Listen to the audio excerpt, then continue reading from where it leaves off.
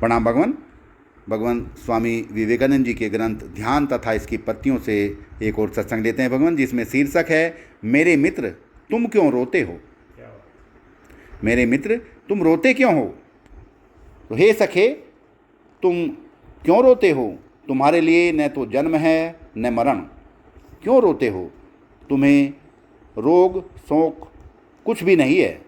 तुम्हें रोग शोक कुछ भी नहीं है, तुम तो अनंत आकाश के समान हो।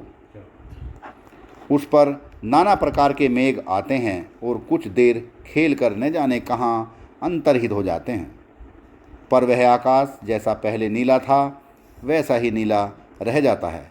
इसी प्रकार के ज्ञान का अभ्यास करना होगा। हम संसार में पाप ताप क्यों देखते हैं। किसी मार्ग में एक ठूंठ खड़ा था, एक चोर उधर से आ रहा था, उसने कहा वह पुलिस वाला है। ये है, ऐसे माया हो जाती। अपनी प्रेमिका की बाट जोहने वाले प्रेमी ने समझा कि वह उसकी प्रेमिका है। था क्या?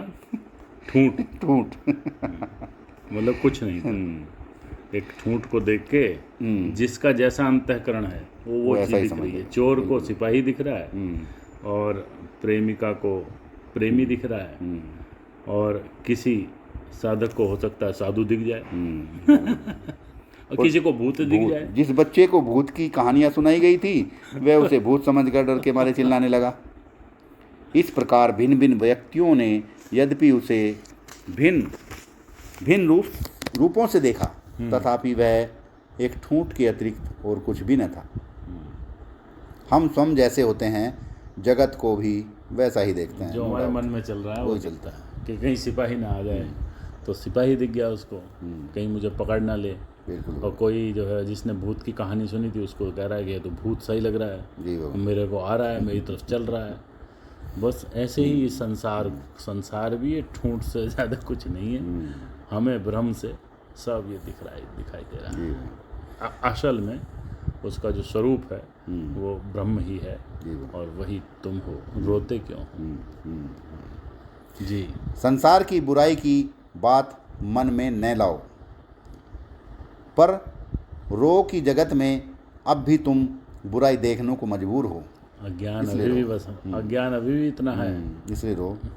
इसलिए रो कि अब भी तुम सर्वत्र पाप देखने को बाध्य हो, और यदि तुम जगत का उपकार करना चाहते हो तो जगत पर दोषारोपण करना छोड़ दो। सबसे बड़ा उपकार यही है, किसी की दोष मत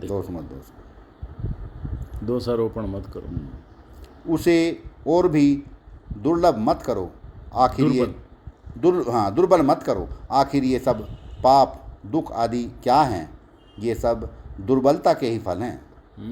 इस प्रकार की शिक्षा से संसार दिन पर दिन दुर्बल होता जा रहा है। शिक्षा कैसी होनी चाहिए हमारी, वो भी बता दिया। शिक्षा हमारी आत्मपरक होनी चाहिए। लोग बचपन से ही शिक्षा पाते हैं कि वे दुर्बल हैं, पापी हैं। उनको सिखाओ कि ये सब उसी अमृत की संतान है। ये सिखाओ, ये होनी चाहिए शिक्षा कि तुम वही हो। उनको सिखाओ कि वे सब उसी अमृत की संतान हैं, वो दुर्बल नहीं। वीकनेस इज डेथ, वो कहते हैं, और स्ट्रेंथ इज लाइफ। और तो और जिसके भीतर आत्मा की अभिव्यक्ति क्षीणतम है उसे भी यही शिक्षा दो।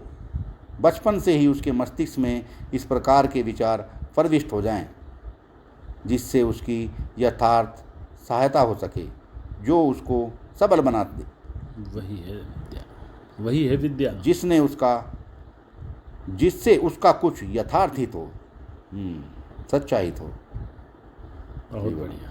प्रणाम भगवान। प्रणाम।